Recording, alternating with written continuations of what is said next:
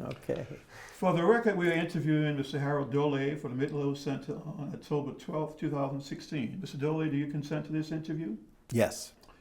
When and where were you born? March 8th, 1947, Flint Goodrich Hospital, New Orleans. You are 5 years and 6 days younger than I am. Okay. So tell us something about your parents. My mother was from a small East Texas town called Corsicana. It actually had the first big, up to that point, oil find in Corsicana. And about a month or so later, Spindletop hit, and Corsicana's spot in history was forgotten. My mother was very fair, okay? But my daddy said all it took was a drop. And her father, who was white, said that she should go to New Orleans because she could probably adjust easier. And she finished Prairie View. She had just turned 19 the month before, finished first in her class, and came down to New Orleans to work at Charity Hospital. But she stayed at Flint Hospital, at the Flint nursing home. There was a nursing home right behind Flint. I remember it well. And she met my father on a blind date.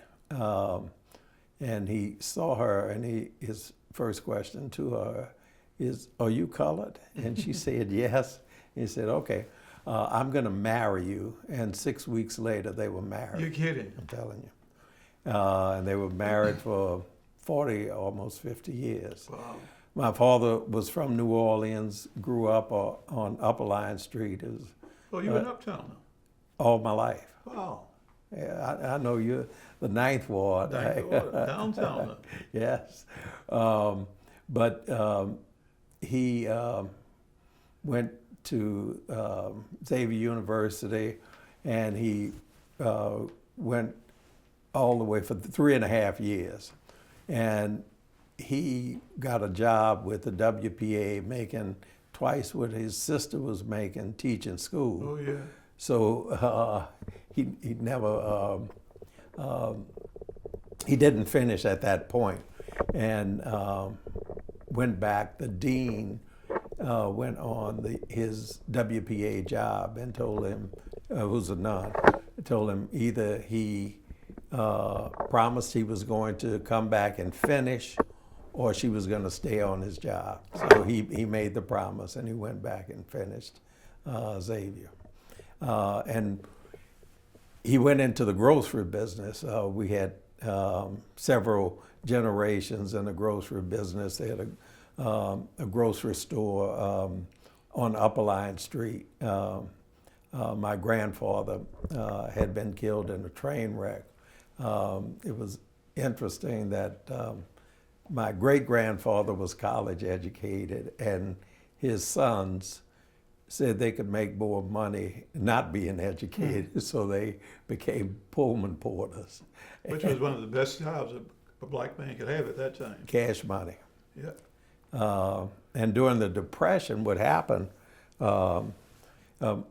my grandfather was killed when my father was 6. So 2 brothers had married 2 sisters. And so my grandmother and my aunt and my father moved in with my grandmother's sister and my grandfather's brother. 2 brothers marrying 2 sisters. And it was a different time. The stories they would tell. Yeah. At one point, there were 14 kids in the house. Cousins, first cousins.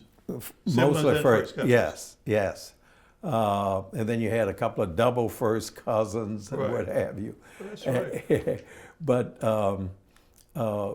they would, everybody from the country, the relatives would send their kids to stay on Upper Line Street.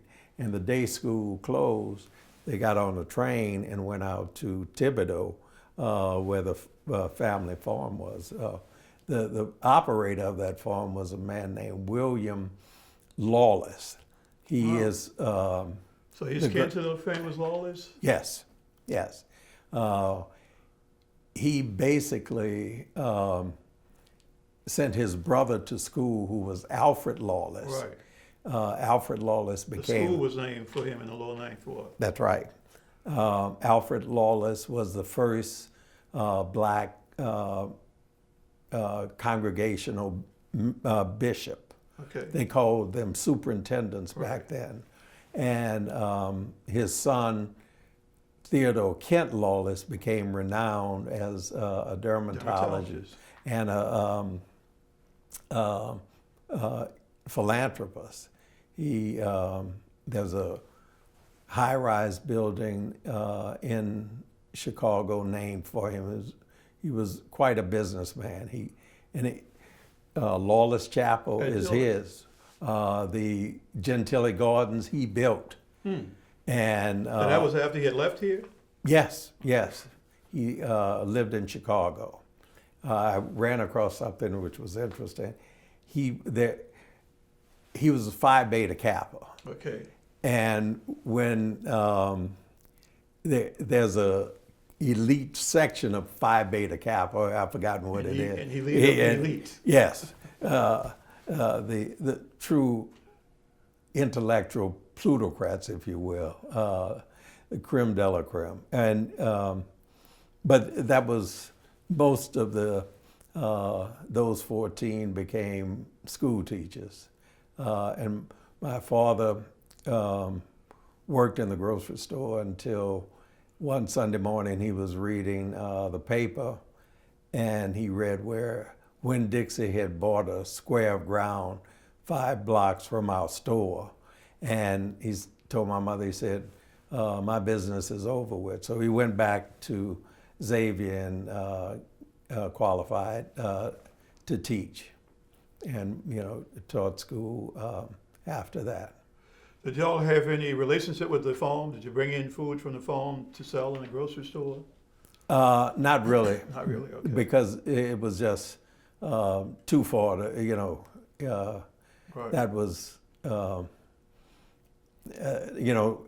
the farm made its money out there. There was no real connection. Is it still in the family now? No, it was sold back in the 40s. Okay. After William Lawless died. So you live in on Upper Line. That's the 13th or 14th ward? 14th, I think. 14th.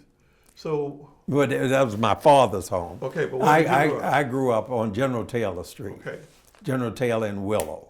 Okay. And then we moved further up on General Taylor, right off of Ferret Street. Okay. It was, things were changing. And as the New Orleans neighborhoods, you had the main thoroughfares were whites, and the side streets were for blacks that worked mostly in those homes. Right.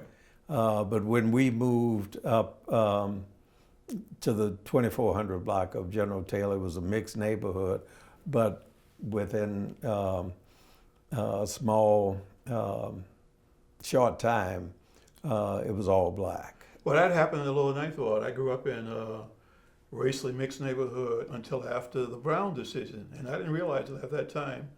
Whites started moving out, many of them into Sempanote Parish in the mid-1950s. I didn't realize the relationship between that. But I'd say maybe 60% of the people who lived in my immediate vicinity were poor whites. Some of them as poor, or even poorer than we were. We were working poor, didn't realize that we were poor, but some of them were even poorer than we were. Yeah, my neighborhood on General Taylor Street off of Ferret, between Ferret and LaSalle, next door to us lived Dorothy Lawless. Yes. the undertaker. Right. And Miss Lawless. Was she related to the other Lawless? Well, that's an interesting fact. Okay. She it was a color issue. Right. She and my father told my great aunt and I one time about this. He said, Dorothy comes up with the same old names that I remember as a child. Right. And my Aunt Louise said, well, I don't know anything about that. Saying that Dorothy wasn't related. Or she didn't know how. Yes. Or if she was, she didn't know how. Right. Okay. But, Miss Lawless, you couldn't have had a better name. She was a wonderful lady. Yeah, I remember her. And let me tell you. Outspoken. Oh, completely. Completely. She used to drive a gold Rolls Royce. And First black person I ever knew who had a Rolls Royce. yes. And it was parked next door in the driveway, to us all the time. And I can tell you, I used to, when I went into business and stuff, I would, in effect, be an advisor to her. She would call me and say this, that, and the other. I want you to do this. I want to buy the library, the Broadmoor Library, and I want to do this. And, she owns so much property. And I could go on and on about Right. Miss Lawless, but she a wonderful lady. Yeah. And that money has been dissipated. I mean, she was the richest Did she have any black children? woman I didn't think so. Louisiana. I didn't I can know tell that. you that. That's a fact. Okay. I knew those I knew kind she of was numbers. well off. I didn't know she was. Oh yes, yes. And she was self-made. Okay. Self-made. So where did you go to school? I started out at I guess I should start from the beginning. Hume Center, which Okay. was a part of Central Congregational Right. Church, and then went to McDonald No. 6 and Green, and then to the Prep, and then What year did you finish from the prep? I finished in '64. 64. Okay. But I actually went in my sophomore and junior year. I went to 35. Okay. I was outspoken and independent, and you had to be compliant. But I was not doing what I should have been Was doing. Spears still principal? Yes, I greatly admire Okay. Mac Justin Spears. Okay. Spears was a towering figure. Okay. And he was, you talk about Brown versus Board of Ed, he got his doctorate degree from Harvard Yeah. in '54. And I learned a lot of things from Spears. And I used to, with your classmate and Lewis's classmate, Lewis Gertis, Michael Starks, Michael taught me how to, he lived around the corner from me. He taught me how to play hooky. Ah. So Marcus Neustadt, you remember that Oh, I name? remember Marcus Neustadt, of course, and his wife. His wife, Griselda, taught me English at 35. And she called my father one day. She said, what's wrong with Harold? He hasn't been to my class in a week. And even though I would cut classes and play hooky, I would usually end up going to the library all day long. That's unusual. Well, I guess I felt I wasn't being challenged enough. So Okay. I would go to the library. I had some excellent teachers at both the prep and at 35. In my senior year, my father said I was doing nothing at 35, so I had to go back to the prep. And you finished there in 64. Before, yeah.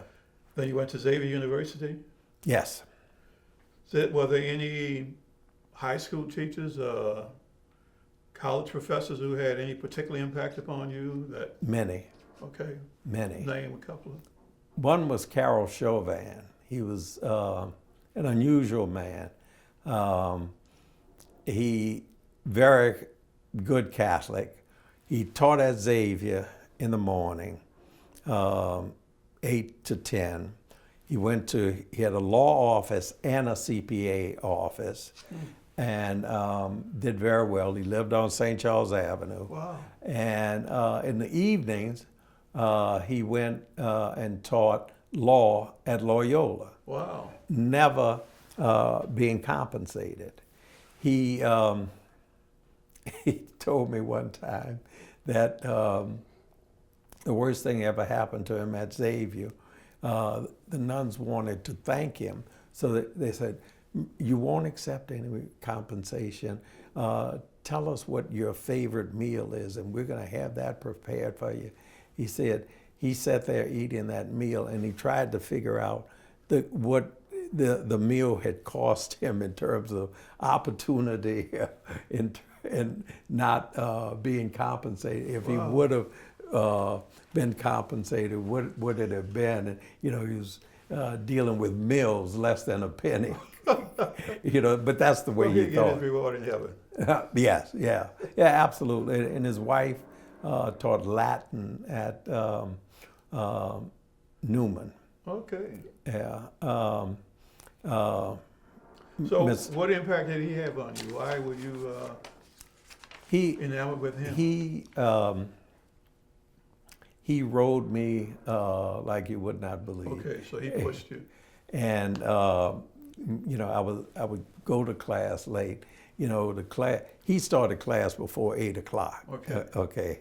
Because he was there at 7:30. He had a military background and precise. And there's certain things you had to do. If you did not follow it according to proper accounting rules, he wouldn't even accept your paper. Mm-hmm. So and the bus that I would take would get to the stop in front of Xavier at 8:02. Okay. And so he was always. You were lucky he let you in. That, I used to have a rule: you can come in after 5 minutes. Okay. But Mrs. Solney at 35. Mrs. Solney, yeah. She taught me geometry, and I broke my leg in the sophomore year, and I couldn't. Miss Solney's class was on the 3rd floor. I couldn't go up to the 3rd floor. Were you still on Rampart and Girard? Yes, the old school, dilapidated school. Yeah. But think about the great minds that came out of there. The counselor just died about 6 or 9 months ago. Washington. The people that we produce.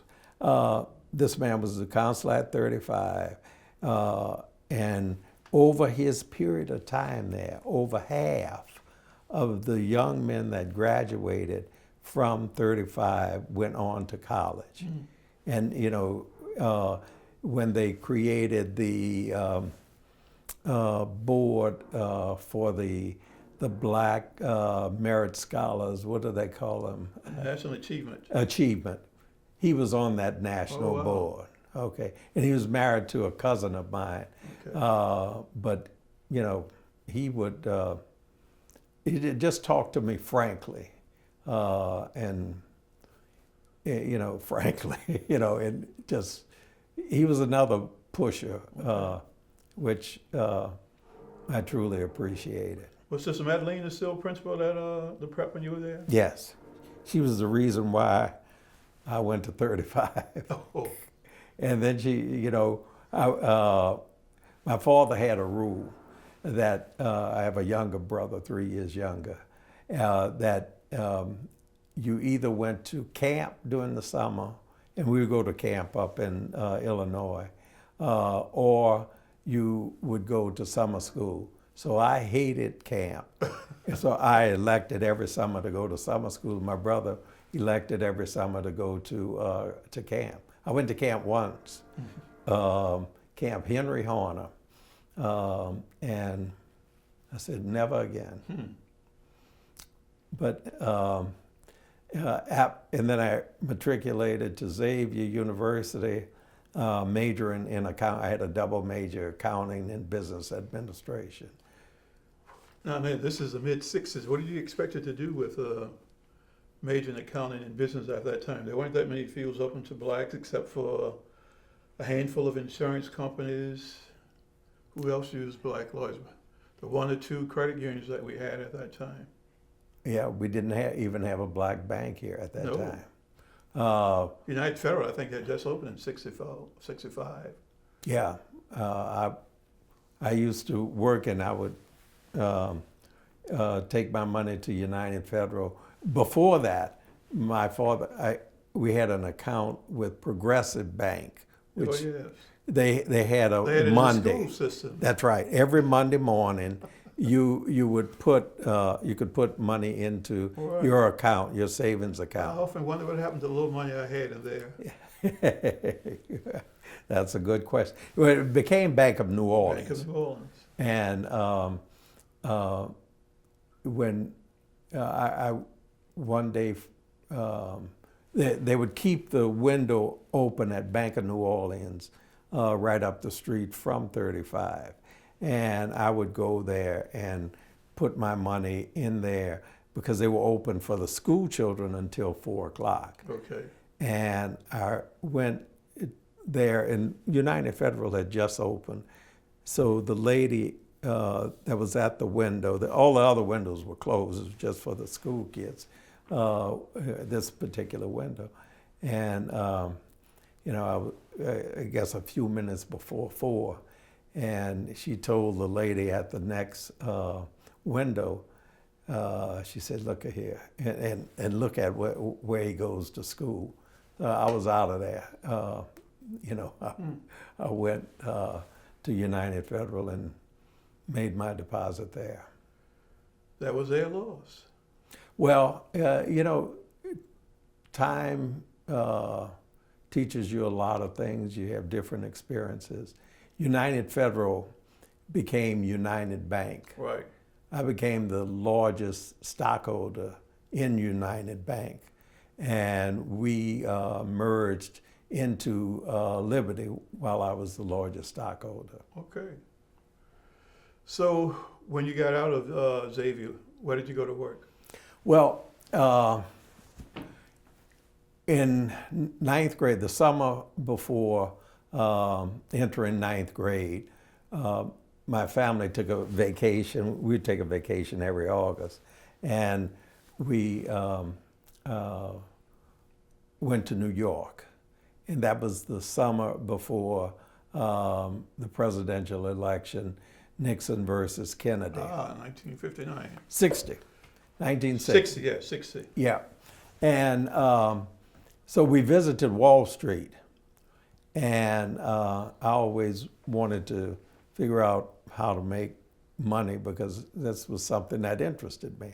And when I learned that Kennedy's father and father-in-law were both members of the New York Stock Exchange, I said then that I wanted to become a member of the stock exchange. I was 13 years old. Wow. And 13 years later, I bought my seat on the New York Stock Exchange. Wow. And How much does a seat cost? back then it was $90,000. That's all. Yeah, because that was the lowest it'd been, man. I watched every tick on the sale from the time I was 21. I worked, and I knew I wanted to go into investments. So I sent letters out to all what were called wirehouses at the time, the local investment brokerage firms in New Orleans that were national, and interviewed with each one. Colemeyer made me an offer. They were local, but they had a national presence. Howard Weil told me I didn't have what it took to be a stockbroker. On what basis did he make that analysis? Well, they said that, I wasn't a salesman. You know, but a friend of mine who worked at Howard Wheel, who I had an account with at Howard Wheel, used to rub it in the guy's face. He was the sales manager that made that ultimate decision. And he, over a short period of time, after I bought my seat, they let the guy go as sales manager. Did race have anything to do with it? Well, I would You wouldn't think know. so. Okay. I would think so. Okay. Now this was when, 68, 69? 68.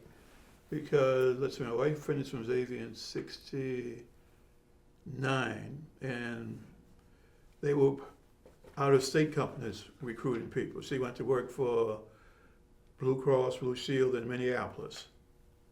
In fact, there was a little colony of Xavier people, yeah. in Minneapolis. We got married in Minneapolis. Is that which year? 70. 70. Okay.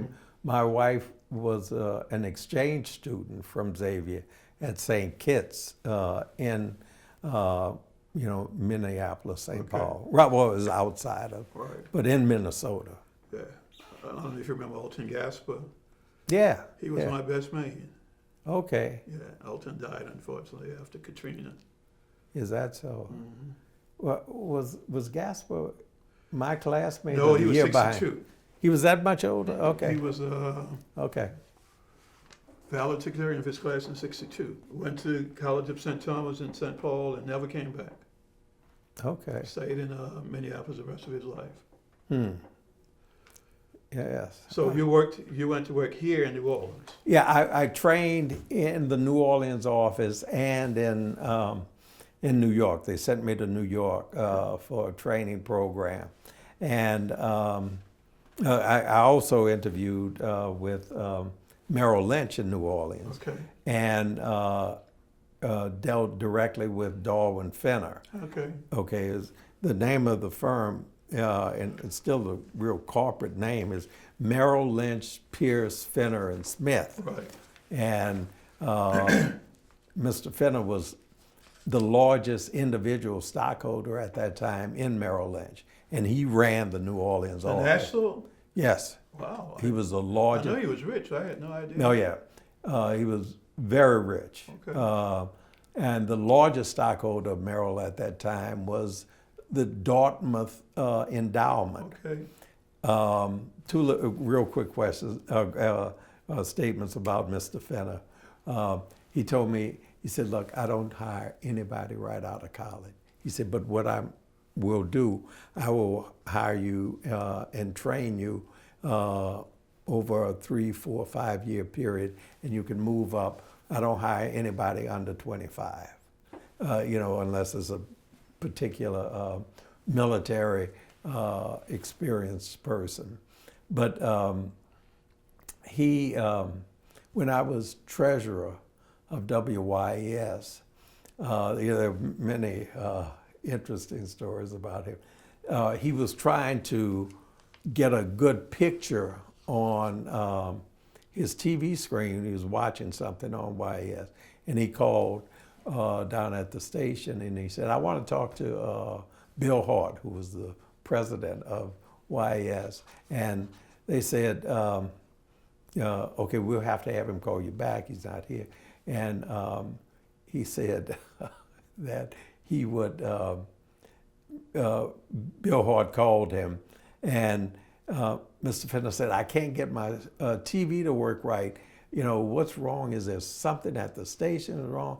And Bill told him, Mr. Fenner, we just have old cameras, and we broadcast using this old technology. And Mr. Fenner said, well, buy a new one and send me the bill, and hung up. Wow. That's one, sir. But another one, he was on the board of HEAL, the Health Education Authority of Louisiana. The first chairman of HEAL was Revius Oliver Ortiz Jr. No, I didn't know that. Yes. And being on the board, when they issued bonds, they had to go to New York to close the deal. Right. That was the way it was done back then. And so the state allocated so much money for travel, and it was always in the economy. Right. And Mr. Finner said, I've never traveled in economy. And he said, but I'm not going to travel up there and have my colleagues sitting in the back. So he paid for everybody to fly first class to be with him. And Revius Ortiz was the judge that handled his estate. You know, things come full circle in life. Yeah. No, I knew he was wealthy. I had no idea he was that wealthy. Yeah. Amazing. Yeah. And I was on the board of YES. I was the treasurer for 7 years with his daughter-in-law. Okay. They were good people, along with many other prominent New Orleanians. So when you were growing up, did you have any typical racial problems that young African-American men were experiencing? Absolutely. Okay. Okay. I went, as I said, to number 6. That would have entailed taking 3 buses. So, you know, we were youngsters, so parents got together. They didn't want their children to sit in the back of the bus. So they paid we called him Mr. Dick. It was Richard Prudo, $1 or so a week. And he would take us to and from school. The first time I got on the bus as a youngster alone, and I was on with my best buddy growing up, Louis Ambo. And when we were separated, because they had so many people on the bus, and you had the screen sit behind the screen. So at Napoleon and St. Charles, you had a flood of white kids getting on the bus. And I'm sitting right behind the screen. Right. And a young lady came up and looked at me and she said, "Are you crazy?" And she picked up the sign and put it behind. you. Right. And, you know, I got up and, you know, I kept ringing. The bus driver let me off before the next stop. And, you know, my buddy got off with me. And the black people would say, so, "You ought to stay on. You shouldn't have gotten up. You didn't move," you know. Yeah. All I said, I don't forget this. And I didn't remember. I remembered, but I didn't think my brother, who was 3 years younger, Keith Doley, would remember. But at the corner of the grocery store was Ziblage. It was a big oyster house. Yeah. I remember Ziblage. And, you know, 1 block over was T. Patari's. Right. And my father wouldn't let us go to the window where blacks were served. Right. But we would eat from Ziblage. Other people would go and get the stuff. And one Saturday night, we went to Ziblage, and my father went in to get a sandwich. Keith sat down in the restaurant. Right. And Ziblage hollered at Keith. And my daddy said, "What?" And, you know, they got into it. Right. And Keith ran out of the restaurant and got my mother, who was sitting in the car, and told her that Daddy was about to get into a fight. And, you know, my father was not a fighting kind of guy, but don't push him. Right. And, you know, my mother came in and said, "Harold, it's not worth it, let's leave." And my father told Ziblage on the way out, he said, "You will not survive this." 5 months later, Ziblich closed. My daddy knew that A lot of his business. that was the basis, that was where the profit was. Right. Not in the restaurant with all the overhead, Right. but it was the window. Right. And my daddy started making sandwiches in the grocery store, and Ziblich, 5 months. Well, that's interesting because I remember Dickie Chase telling me that before Katrina, about 40% of his business was takeout orders from the project. Yeah, isn't that something? Yeah. But the project was very different Right. back then. The project was, But I mean, it wasn't. What I'm saying is that extra business that he didn't appreciate until he lost it. yeah, You know, yeah, took it for granted. You could treat people any kind of way because you think they had to come. yeah. And, you know, I remember those days well. So, were you involved in any organized protests? Any civil rights organizations? I did march on several occasions. Okay. I was not actively involved on an ongoing basis. I worked with you one Sunday in the lower Ninth Ward registering. Registered voters. No, registering people joining the NAACP. That was the year Dickie Chase was the chairman of the membership committee.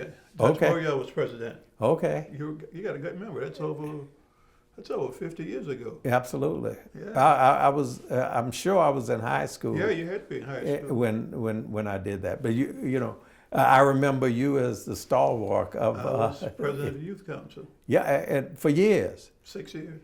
That's all. But what didn't you do? You were in charge of it nationally, weren't you? State, regional, national. Okay. No, I remember I was you. involved in a lot of things. So how did you get involved in community service, political service? Well, you know, Particular candidates attracted you, or what? yeah. I'm a Republican. I'm Okay, registered Have Republican. you always been a Republican? In 1960, Xavier Prep had a straw vote. There were 3 votes for Nixon. I was one of them, Okay. along with one of your peers, colleagues, Adolph Reed. Hey, Dolph Reed. And Adolph, you know, kind of a contrarian. He was a big Bernie Sanders supporter Okay. in this election. So you've been a Republican all your life. Yes. So who were some of the blacks that you knew who were Republicans? Back then, you had Jesse Cook. That's He right. was- I forgot about Jesse Cook. Jesse Cook, who was head of Good Citizens Right. Life Insurance Company. What was his wife's name? His wife's name, it'll come to me in a moment. Celestine. Celestine Cook. Yeah. And Celestine did more in those early stages for black elected officials than anybody Well, else. she's from Texas originally, isn't she? She 40 miles from Corsicana, where my Okay. mother was from. All right. Jesse Strode Cook. Okay. Yeah. And let's see, Reverend Copeland. Yeah, Sherman's grandfather. Reverend Copeland, Pierre Charles. Pierre Suriel. Let me tell you a story about Pierre Charles. I was so hurt that his children did not call me when Pierre died. Right. Pierre Suriel Charles Sr. was an incredible man. He went to Loyola. He was in the same class with, Norman Francis, And Ben. Niels Douglas, Ben, all of them were there at the same time. And he taught down in St. Bernard. He lived right on That's the my line. cousin. Oh, it is? His daddy and my mother were first cousins. Well, you come from good stock. I Reverend can Copeland and my mother were first cousins. Okay, so you and Sherman are what, third I cousins? think we were second cousins once. Once removed. Yeah. Okay, different politics. But Pierre got me an SBA loan. This is the power Right. of a position. he was worked for the SBA Right. in the old Plaza Tower. That's right. And, you know, I'd been trying to put together the money to buy my seat. And, you know, Pierre said, I can get you an SBA loan. I said, but a seat would not qualify as a loan that the SBA could participate in because of its rules about raising money and what have you. And Pierre said, oh, I think we can do something. And what this was during the Nixon administration, and Pierre being a Republican appointee, he went in and talked to the legal counsel. He said, look, can you approve this? And the guy said, not really, I shouldn't really approve it because of the rules and regs. He said, well, let's do this. Why don't you approve it? You know, it's going into the end of the fiscal year. And so the guy approved it, knowing full well, it's, you know, this is almost 45 years ago now, but approved it knowing it would be rejected once it was reviewed. But Nixon had all these goals that he was trying to do. Philadelphia plane. All that kind of stuff. And he wanted numbers. Right. You know, how many loans were made to blacks, you know. And, you know, 3 or 4 months later, the SBA Washington called me up and said, well, we have a mistake. The guarantee on your SBA loan was improperly issued. I said, well, that's not my issue. And, you know, it went away. I mean, they couldn't do anything at that point. Okay. They had guaranteed it, the bank had approved it, you know, and I got that money with the SBA guarantee, and I borrowed from Liberty Bank. But Pierre, that's who Pierre was. He was a fighter. He did not back up an inch. Principled. Absolutely. Very principled. And his wife, who was Cora. wonderful woman, and their 3 boys. Yeah. I can remember going to their house. I mean, Cora was organized. Right. 1226 Alamo Street. That's right. That's right. His sister was a Holy Family nun. Right. I forgot I'm trying to think of her name. Bosco, Sister Bosco. Right. But you know, just a good man. But you know, you need friends like that can help you. Oh, yeah. And I've had a lot of support over the years. You talked about, you know, the insurance companies. The insurance companies were my business base, my client base. Yeah. You know, Keystone, Peoples, Good Citizen, Standard, Gertrude Geddes, Louisiana, Majestic. Louisiana was gone by the time I went in. Which one Mr. Dennis had? Progressive. Yeah. Another, you know, it was some of the finest people you could ever meet. And I mean, people interested in the community. That's right. And you know, I remember Mr. Dennis telling me, you know, comparing his business with some of the others. He said, you know, I'm not as big as the others, but you know, I'm very, very comfortable. He lived right by the funeral home. Right. And then he moved out on St. Bernard Avenue. But he, you know, those were towering figures. And even though Jesse Cook, as head of Good Citizen, was a nationally known Republican, his wife, I'm sure, never supported a Republican candidate. And he supported her all the way in terms of her endeavors. Oh, yeah. Dorothy Mae Taylor, Yeah. she raised the money for Dorothy for the representative slot, the district slot, and the at-large slot.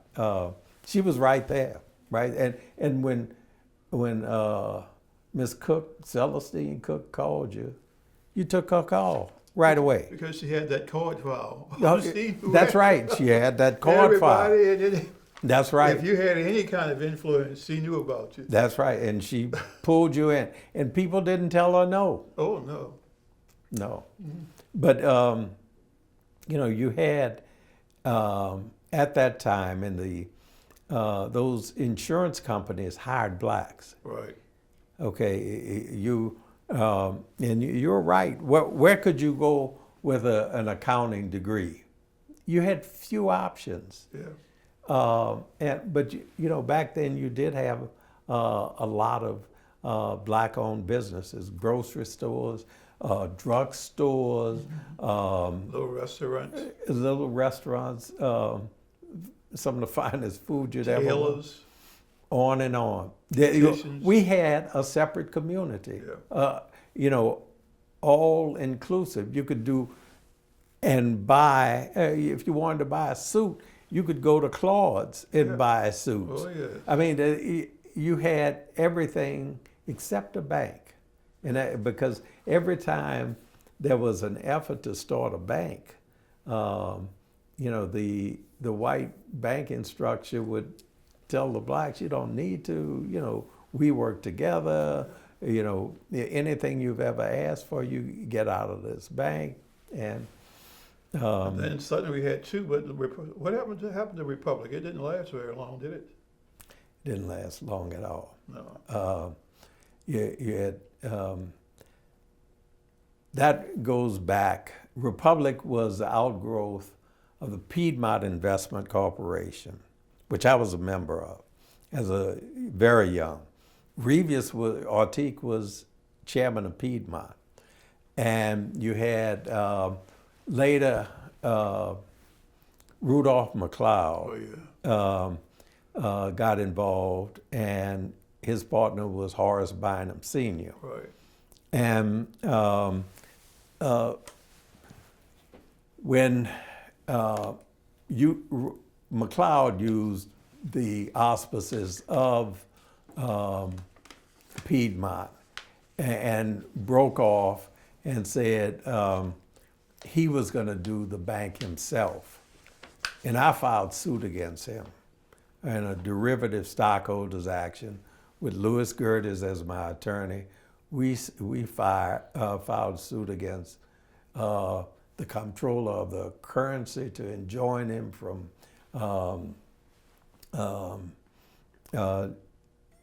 issuing a bank charter, as well as McLeod and his company. And I think we sued like 7 different people. And, Louis said, we're not going to win. But, it may make them come to the table. But they refused to negotiate, and it was doomed from the beginning because the capital came in less than the $1 million they were trying to raise. Then they brought in a guy named Robert Peter Alston III. I think I remember that case. Yeah. And Alston came here. Alston. Yeah. Where was he from originally? Jackson Avenue. He's local? I thought Yes. he'd come from somewhere out of town. Jackson Avenue. Okay. Went to 36 Elementary School, Woodson. Didn't know that. Yeah. And he had a good relationship with Jones, who was president of NBC Bank. Yeah. I'm trying to think of his first name. But Jones was from Arkansas. Oh, I thought he was from Houston. Nope. Okay. He was from Arkansas. All right. He had a good friend in Arkansas named Samuel Walton. Samuel Walton, there were week Fridays when he couldn't make payroll. And Jones wired money to Sam Walton. Sam Walton's daughter, Alice, worked across the street at E.F. Hutton. She was in the same building with me. She was married to Larry Eustace Jr. So she's not just an heiress. She actually worked in the business. Oh yeah, Alice is a very bright woman, Okay. and she was doing something back in the 70s that has become state of the art today. She was an options trader, Okay. and she was that was big risk, and that still is unless you're doing covered options. Yeah, I remember when Jones came to first NBC, he extended banking hours. Mm-hmm. Banking hours used to be 9 to 2, and suddenly you could go to the bank as late as 5. Yep. And the guy who came with the, I'm trying to think, there was somebody from Houston. It didn't last very long, but he had banking hours from 8 to 6. Trying to think of who that is. But I remember when I went to the Northeast and found out that banks routinely were open to 5. I didn't know that. and I mean, we were very provincial. Boy, were we. Absolutely. And, he was, Jones was, wanted to work with the minority community. He created a MESBIC. That's what Louis Gordon was trying to explain to me, what a MESBIC was. Minority Enterprise Small Business Investment Corporation. Right. Louis Gerdes and I, they had 100-some MESBICs. We were the only ones that, we were one of 3 that owned a black-owned MESBIC. Okay. Black-owned and operated.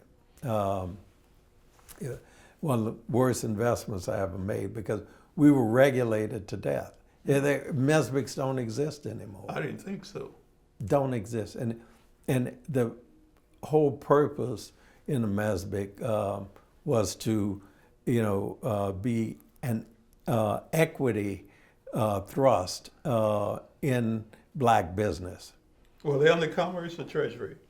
They were under SBA. Oh, SBA. SBA. Oh. Our license was through SBA. Okay. And, SBA is a very interesting agency in that it doesn't report through anybody. It's a part of the executive branch of Okay. government. Treasury tried to take it over and Commerce. But Commerce created Office of Minority Business Enterprise, but that doesn't exist any longer. So when you were here, you were on the Board of Liquidation City Debt? No, that is an interesting question. Okay. Dutch Morial, and I didn't always get along with Dutch. We had He put certain Janice issues. Foster on, I think, huh? No, he didn't have that power. Okay, what happened was, and Janice didn't come on until 3 iterations or so later. Dutch was an appellate judge. Right. He called me and said, I want you to do something for me. You're going to get a call from Sidney Bache. Do you know that name? Mm-hmm. Sidney filed suit using Robert Gano as his plaintiff. I remember Robert Gano. Okay, who was very close to Dutch, against the Board of Liquidation of City Debt. New Orleans, and it's still true until today, the debt of the city is regulated by the Board of Liquidation. Right. Of the Board of Liquidation of City Debt, City of New Orleans Debt. That's the full title. And Dutch said, the powers to be say that there are no blacks qualified to serve on the board of liquidation. So Dutch and Sidney wanted, and Dutch had no business playing in that game Right. because he was on the bench. Right. But he knew he was going to run for mayor, and he did not want to be a eunuch, because as of New Orleans, they could do what they want, you know, here, there, and yonder, but they had to conform to the constraints put down by the Board of Liquidation, Right. who were the ultimate Now, it was a ruler. self-perpetuating board, or there were nominations from? No, it was a self-perpetuating syndicate. That's how it was listed in the lawsuit. Okay. And what happened was Judge James Comiskey was the judge, and the federal judge, and he said, okay, I was the first witness. You know, I'm a member of the stock exchange. I bought and sold municipal securities as a course of business. James Churchill, Barham Churchill, was the Board of Liquidation's lawyer. And he, you know, in effect tried to, you know, diminish my role, and, you know, and the judge said, we're not going there. And, you know, so the second witness was Renard Rochon. Mm-hmm. Rochon said, I'm a CPA, and in my course of business, I have audited and certified financial statements of municipalities. And the third witness was Dr. Hydell. Dr. Hydell said, I'm president of Standard Life Insurance Company, and I have bought and sold municipal bonds for decades. And matter of fact, I own $1 million worth of municipal bonds. Judge Comiskey said, we don't need any more witnesses. What it is established that they are blacks that are qualified to sit on the Board of Liquidation. And then there was a settlement where the board agreed, they asked for nominations to the board from the community. And what they did, they took Albert Dent, president, he was retired then, right. Former president of Dillard, and Robert Alston. And they put both of them on the Board of Liquidation. Alston got in trouble and went to jail. And so he resigned, and then Dent stayed on, and then they brought on Janice Martin Foster, who was a year in front of me in school, and you know. I thought the mayor had at least one appointment to the board. Well, not then. Okay. Okay, and that was Dutch's intent. He was breaking wide open. Right. You know how Dutch was. Yeah. I know. And what they ended up doing in the final settlement. Now, Dent and Alston were in effect outside as a part of the old syndicate, but that wasn't following the court's mandate. The court made it possible for the mayor as ex officio and the two councilmen at law. So, you know, Dutch busted it. I mean, and that was, you know, his character to do. Did you support him when he ran the first time? I did not oppose him. Okay. Okay. But were you a member of any of the? Did they have Republican members of groups like Coup and Bold and so forth? No, not as I recall. Okay. But you know, I did work with Sidney in his election big time, and we had a lot of fun in Sidney's campaign. You know, Jefferson ran, and and Rudy Lombard ran, and we were all of us that were close to Sidney were also close to Rudy. Yeah. So I can remember a group of us sitting around Rochon, who ran the campaign for Sidney, sitting around the Rochon's kitchen table, preparing Sidney and dealing with strategy.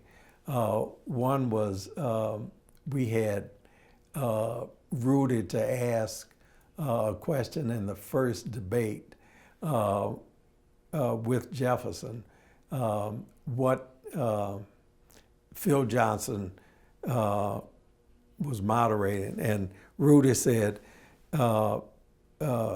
Senator Jefferson, as the owner of the rent-to-own TV company. I passed there the other day. Yeah, and Jefferson had somebody introduce legislation that made it a crime, and we made a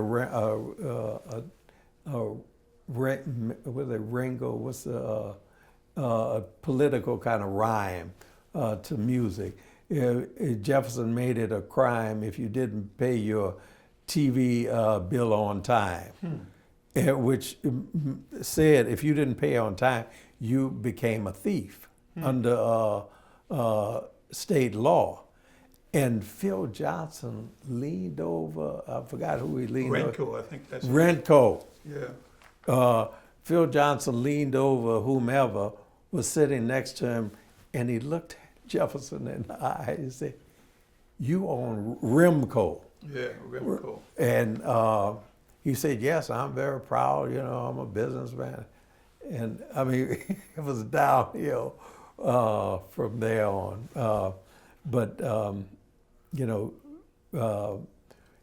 Jefferson, I opposed Jefferson every time he ever ran.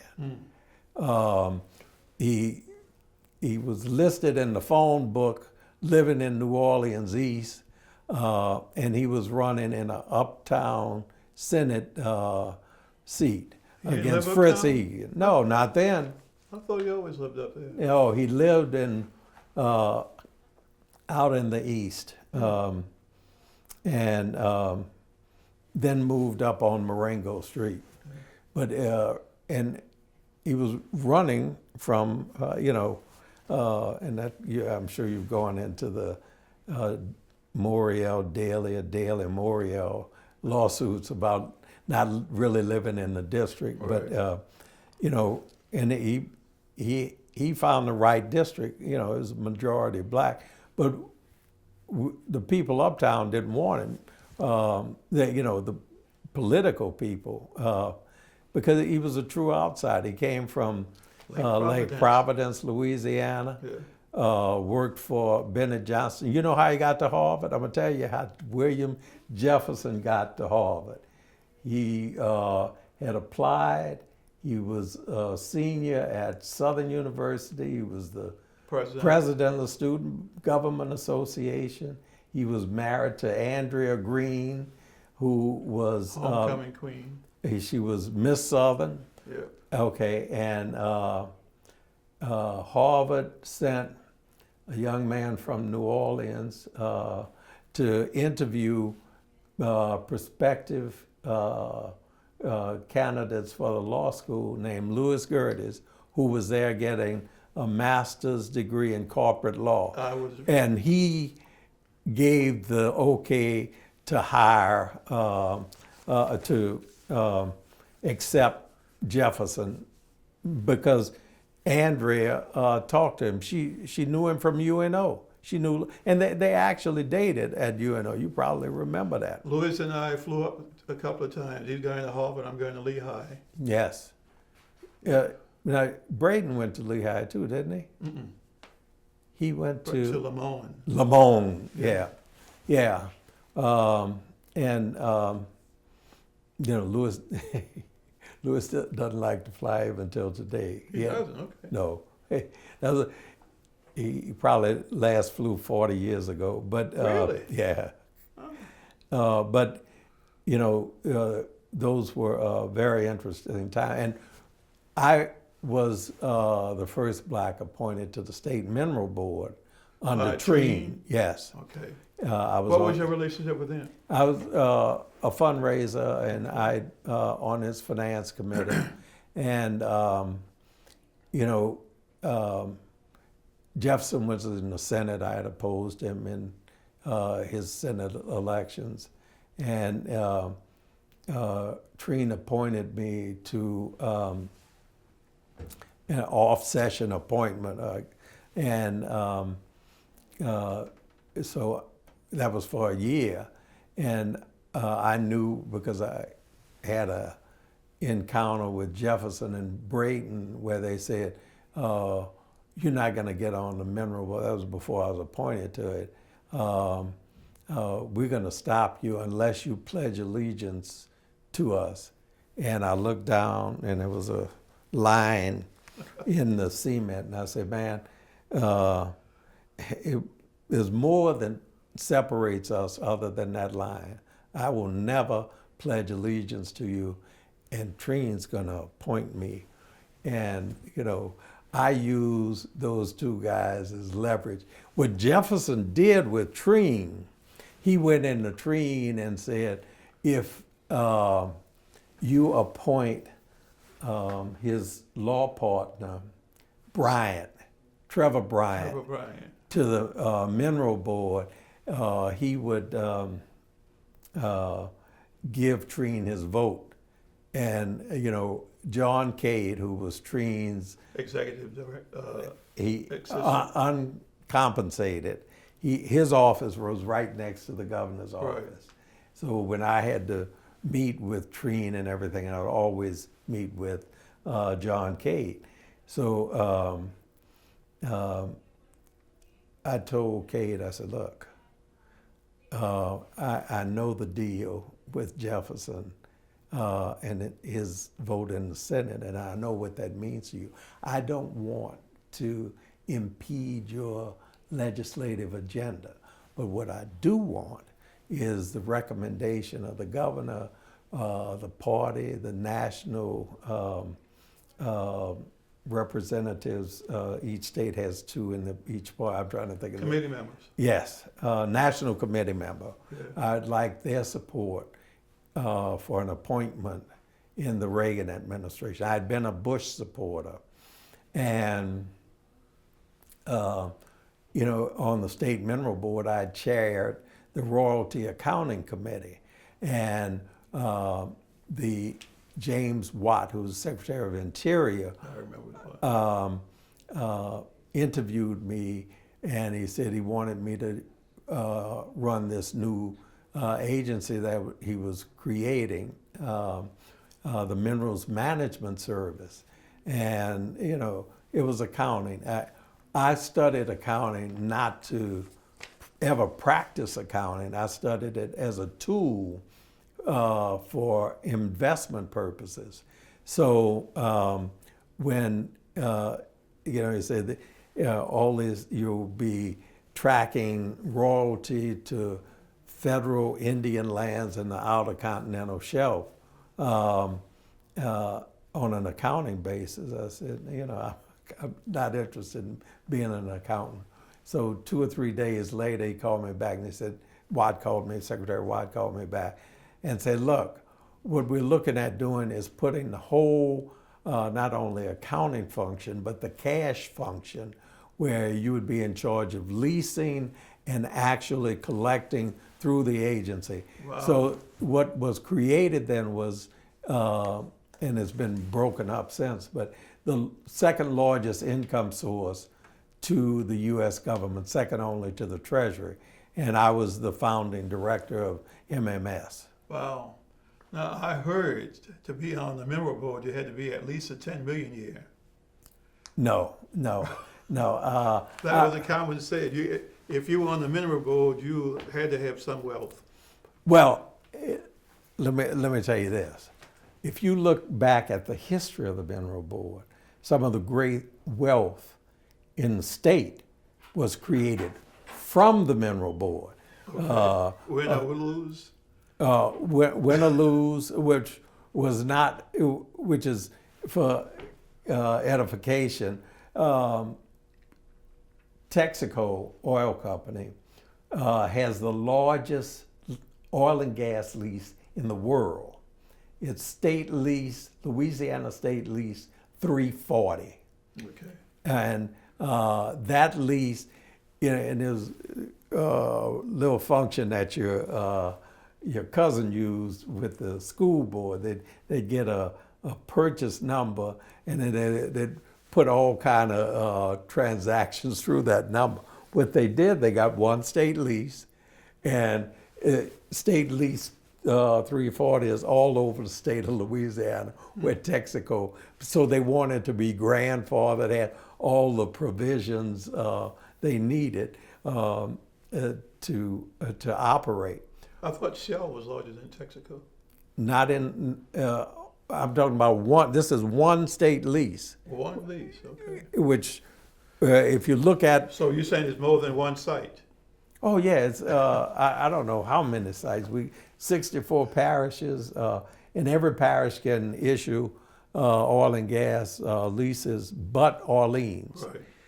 And that was because of Huey Long. Right. Huey Long did not. He did everything to hurt Orleans Parish because they never went with him. Right. They never supported him. Not until after he got rid of Walmsley. Well, okay. When he got his mayor in, then things changed. But the state constitution rules I know. stayed in effect. Oh, yeah. And Orleans Parish School Board, they had to have a separate retirement system. Everything was separate I remember that. for Orleans Parish. Right. You know, that stayed until the 70s. If not, The State Constitution Commission. 74. 74, It was yeah. there. Orleans was separate. That's right. So, And that's one unfortunate thing. And that was one of the things I studied when I was on the State Mineral Board. There's oil and gas all over Orleans Parish, man. One of the biggest is right under the Superdome. Okay, you know where it's unlimited. You lived out in. but you can't drill in the middle of the city. Okay, I will go there. Okay, you grew up in the Lower Nine. Right. Okay, what used to happen all the time? You know what a swamp fire is? Oh, yeah. I remember the swamp fires. Okay, a swamp fire is seepage of natural gas. Right. You know. Oh, the smell would be so pronounced. Thank you. And people would be coming in from their vacation homes on the weekends, and some weekends the smog and from the fog and the those swamp fires, you couldn't see 5 feet in front of you. Yeah, I remember that, particularly at night. Yeah, and you know who the largest landowner is in eastern New It Orleans? used to be Hydell, huh? No, he owns a couple of 100 acres out there, but the John McDonald Estate. Okay, you go and look at a map of New Orleans. You know, intercoastal canal all around there, Right. hundreds of acres, full of oil and gas. Yeah, if they So would who change. controls the state? The State Mineral Board is commissioned to collect all oil and gas revenues on state-owned properties. But I mean, if some of this is private in Orleans Parish.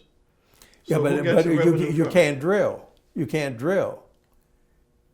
Ken Carter out there in the Yeah, I Wrigley. remember he bought some of them.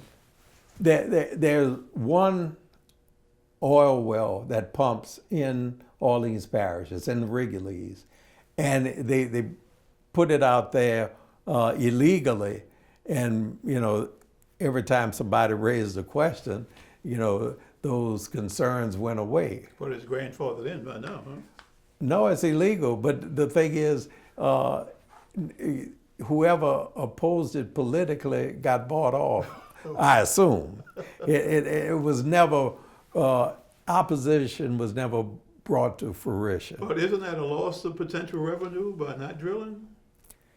It's the politics, and I told Luella Gibbons, who grew up around the corner from me, when she was on the Bessie board, to pursue that.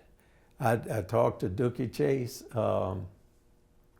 when he was on the Bessie board, after Katrina, and I said, what you need to try to do is to have it's a constitutional issue to see if it could be changed so they could drill. Look, I flew into Oklahoma. Excuse me, how much time do we have? I was about to say we have 30 minutes until we lose this room. Oh, good. Okay. I flew into Oklahoma. What's the capital of Oklahoma? Not City. Norman. Huh? Oklahoma City. City. Flying in, we land, maybe 30, 50 feet away from the landing strip is a pumping oil well. I mean, in California, when you go out to California, they call them rotaries out there. You go around pumping wells. I mean, the technology is such that it's not a hindrance. It's safer than the natural seepage. But you couldn't put up a drill in the middle of the city. You mentioned about Earl under the Superdome. No, it won't be that. Do it out in New Orleans East with undeveloped property out there, industrial property out there, easily done. Yeah. When I was a little boy in Corsicana, it was like putting the drilling there was like putting a straw down into the ground. My mother's mother, had a pumping well in her backyard. Really? Yes, and she lived in Corsicana, but that was unincorporated. Once you had all these blacks that owned property and had oil on it, so it went from an unincorporated community to an incorporated community, and they banned drilling. But that if the Orleans Parish School Board is potentially very wealthy just based on the McDonald money. That's right. Still, he continues to provide, and it could be even more so with oil at $50 a barrel right now. So, were you close to any of the other governors, Foster? No, I never met Foster. So when did you leave the city? Well, I was back and forth. I went to New York in '68 to train to be an investment banker, and I went back again in '73 and '74 when I bought my seat on the New York Stock Exchange. And Were there many other blacks? I'm the only black that ever owned a seat, his own seat, on the stock exchange. Other people leased seats, rented seats, worked somebody else's seat, and you had maybe, in two instances, two firms where you had like 50 people that were stockholders in a firm that owned a seat. But I'm the only one that owned my own seat. Even today? There are no more seats. They demutualized the exchange, and they gave us stock in the exchange. That's the stock exchange that Alexander Hamilton founded? Well, Hamilton was, as Secretary of the Treasury, was involved really before because he sold bonds as Secretary of the Treasury. And the first Bank of the United States. Yeah, but they bought and sold those U.S. bonds on Wall Street. I mean, Alexander Hamilton started many things that we benefit If today. he had lived, history would have been different. His impact is such that, you know, it lasts. It would have been greater, though, if he had not died so young. He did so much in that 47 years that, you know, you wonder what he would have done if he would have lived a good, long life. I mean, he came from the Virgin Islands, No. the son of either an octoroon or quadroon. Nobody wants to address that today. Yeah. I wrote one of my problems at 35. I got into it with a teacher. There's a beautiful majorette, and he and I didn't see eye to eye.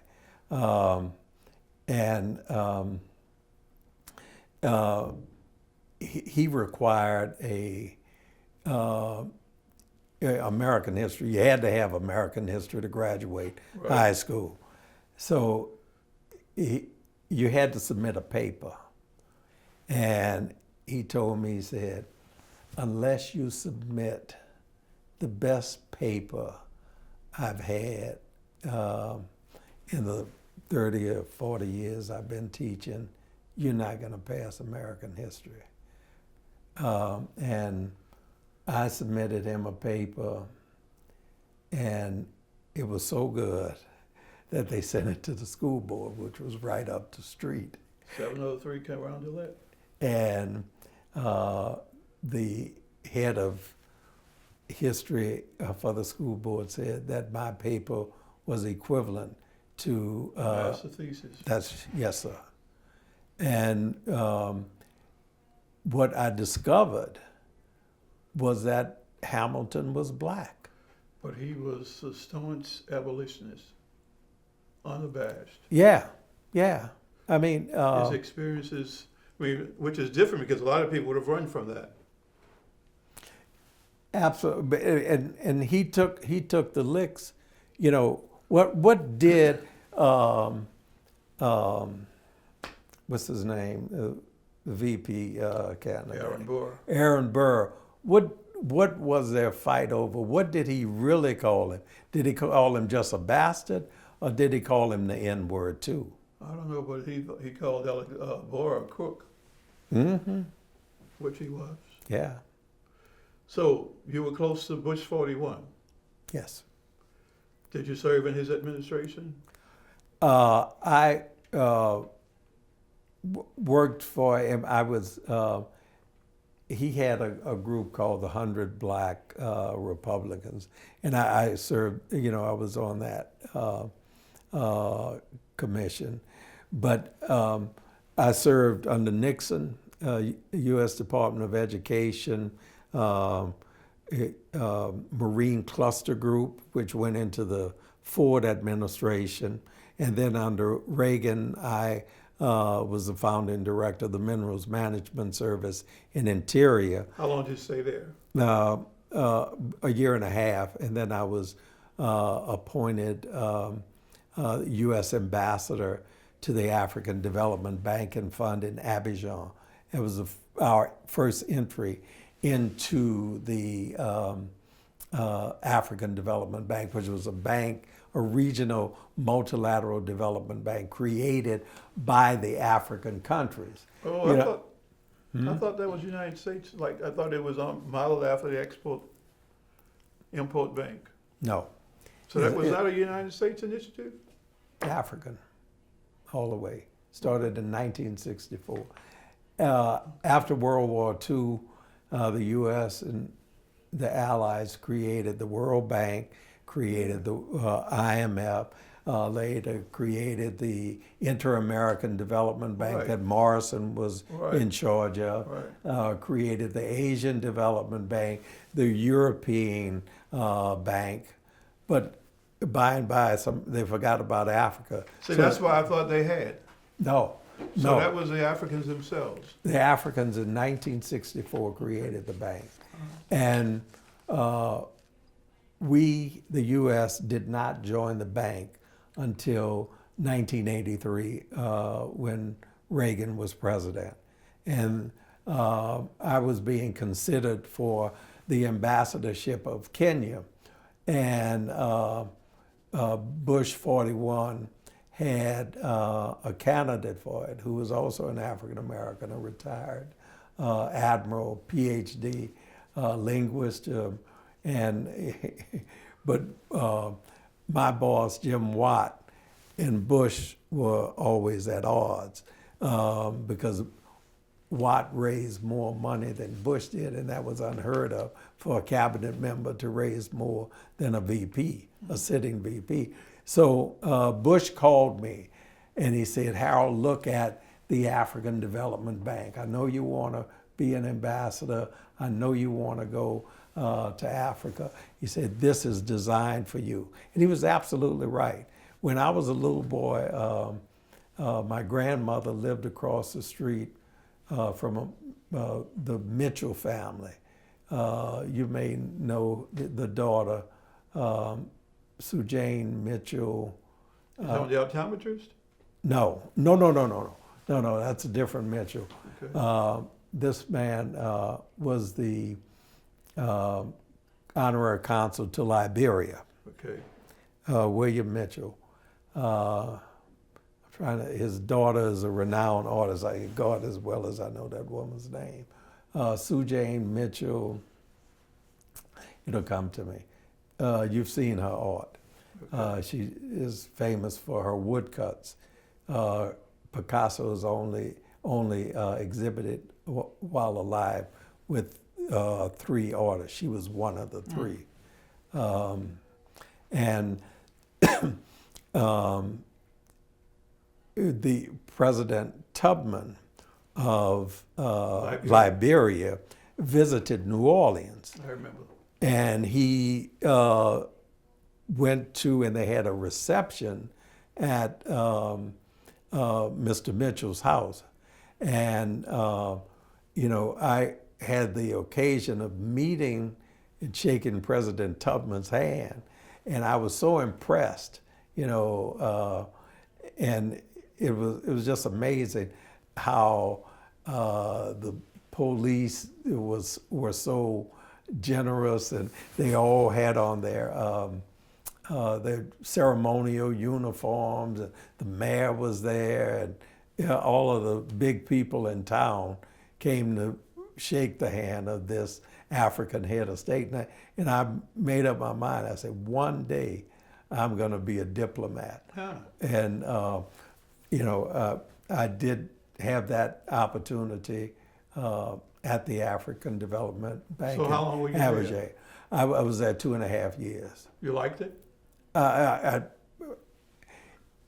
got the African bug and haven't lost it since. Okay. And 2 years ago, or a year and a half ago, I was honored by as one of the builders of the African economy. I created and I didn't think I would ever get the recognition during my lifetime because I had to manipulate the system to make it work. And I was prepared to do it. I was put together the system that created or expanded by quadrupling the capital of the African Development Bank, which was opposed by the U.S. government, such a rapid increase in the capital of the bank. But that's what was needed. And, I had to convince the Africans first that if you support this, we can get it through. And they were afraid to support it in the beginning. Why? Because they didn't think it would happen. And they wanted to let's just get what the other multilateral development banks are getting in terms of capital increases. And I said, no, the needs are too great. And then I was telling my bosses in the Treasury and the State Department that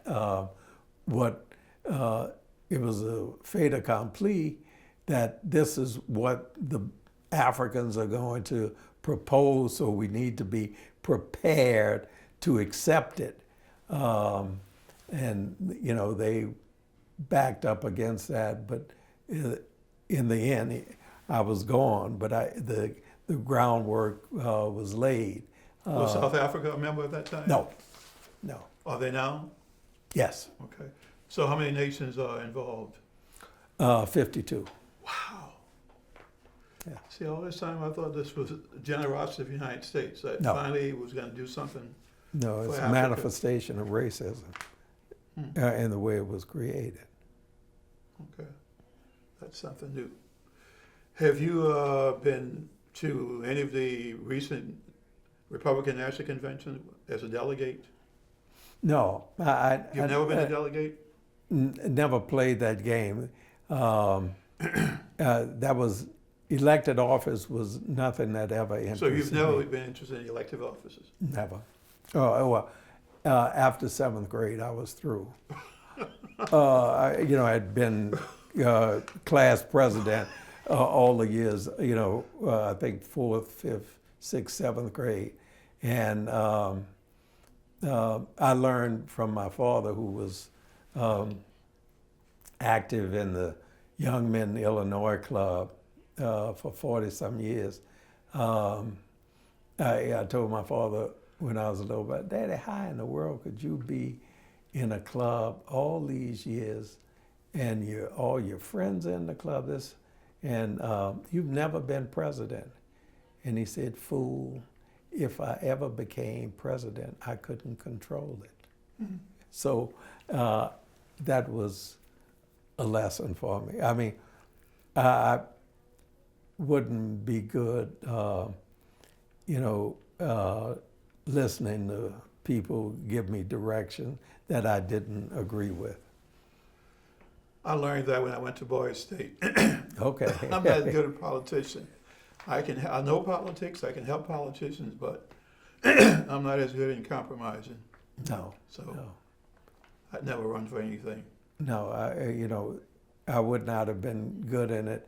And if I ever got elected, I one term or less. You look at what's going on today in the world.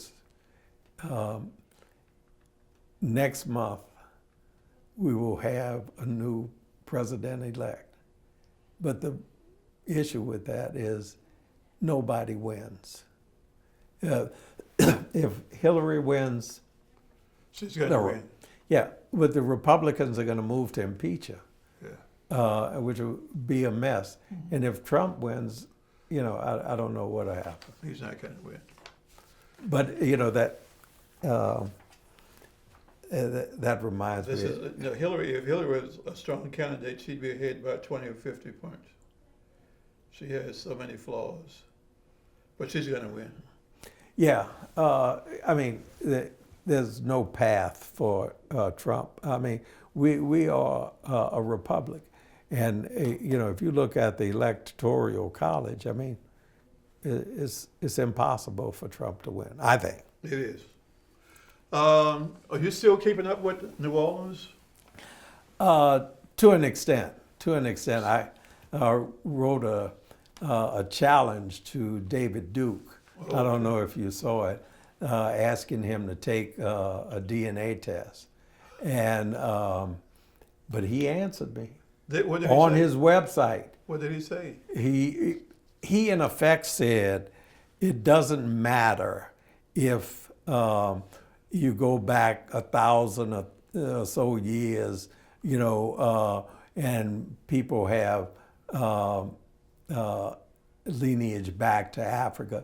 That deals with a humanity issue, but we're talking about Interesting. 500 and 600 years, you know, Europeans and what have you. But the issue, and I don't think he's part black at all, but I think there's a possibility he may be part So Jewish. when did he issue the challenge? Send me a copy of that. This New Orleans agenda, they printed it, and thehill.com picked it up, and he answered it on his website. Okay.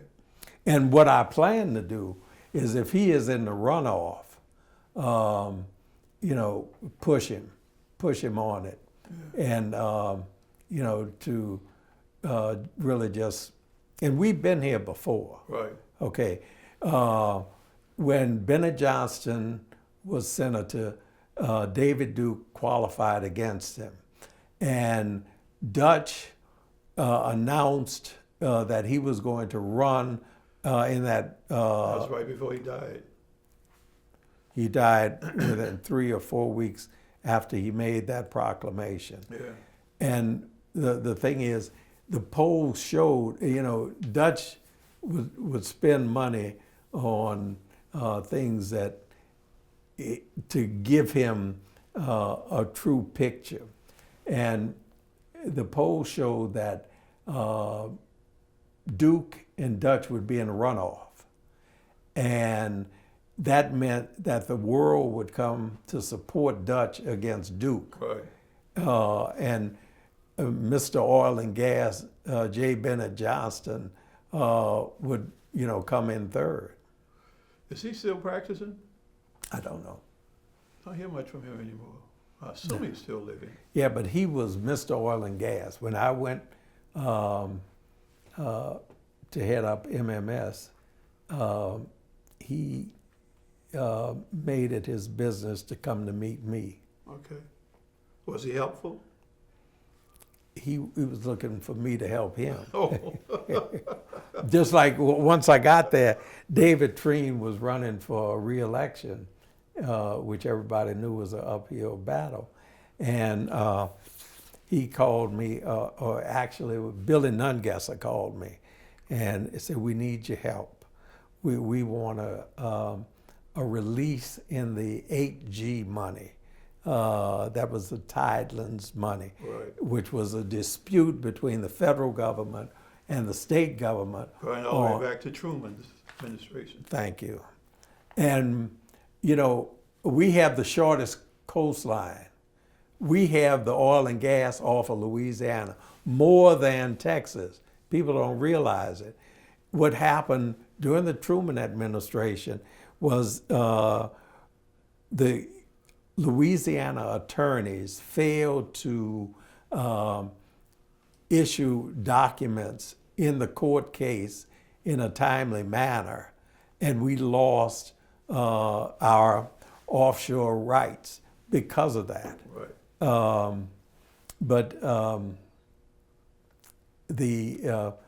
So it was an undisputed fact that Louisiana was entitled to billions, okay? And Treen wanted to release some money, but he wanted an early release, with everybody agreeing, okay, you're due money, we agree to that, you know. So he asked for $150 million. So I got it done. And I had to deal with Treasury, who was going to have to issue the money. I dealt with the Justice Department, who had to agree to open up and release certain money, which was an acknowledgement they had heretofore not been willing to do. And there were a total of 5 agencies that we had to get approval from. I got that. And then I had Treen come up and meet with Secretary Watt. Watt said, Harold has gotten this done, the early release of $150 million on the 8G money, which was under my control. And he Treen said, I've got to think about it. Because what Watt asked him, he said, look, it's done.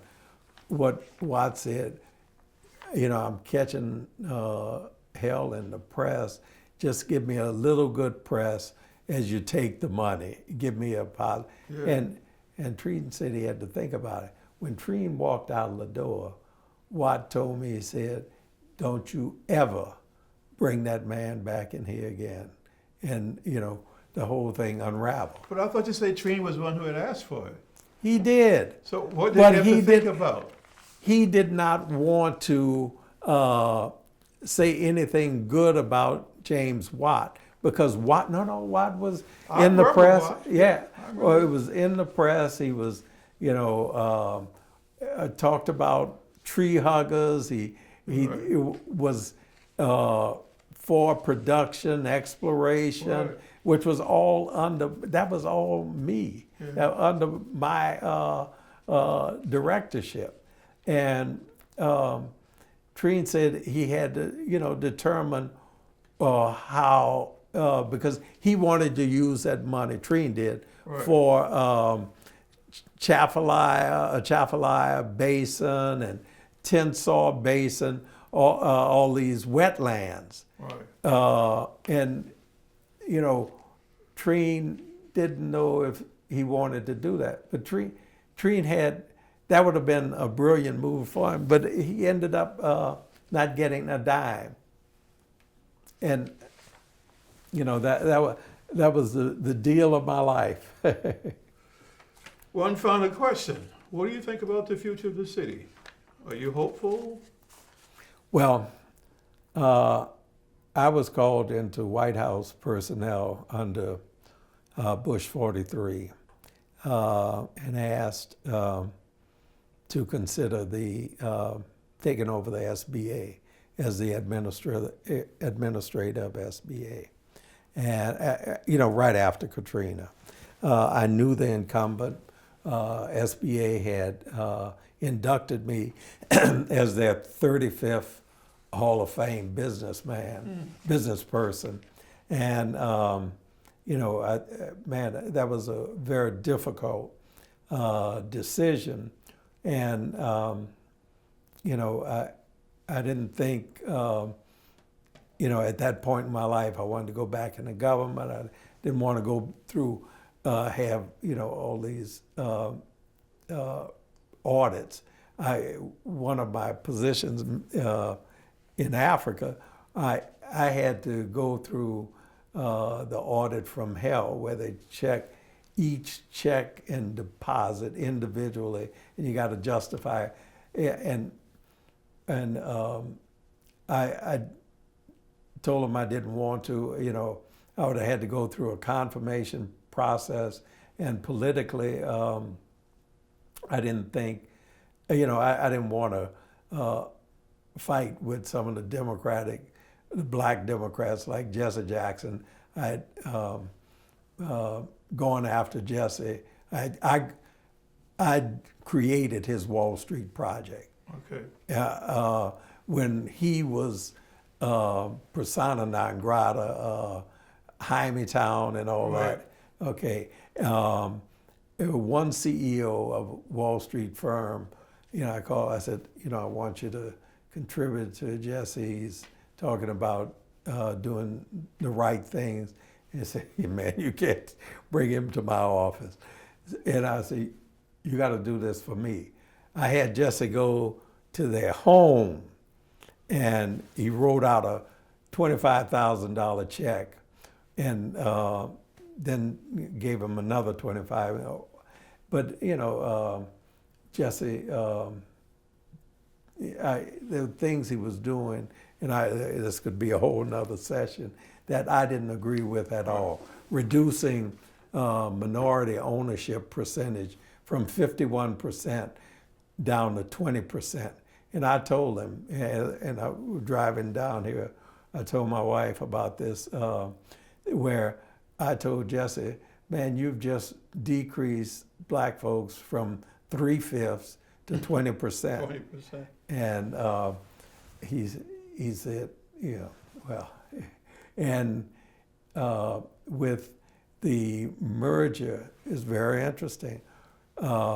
Travelers Insurance Company was in the process of merging with Citicorp, the bank. Right. So John Reed, who was head of Citibank, and Sandy Weil, who was head of Travelers, needed to get in touch with the president, Clinton, to get approval over the weekend on a Sunday for him to support the dismantling of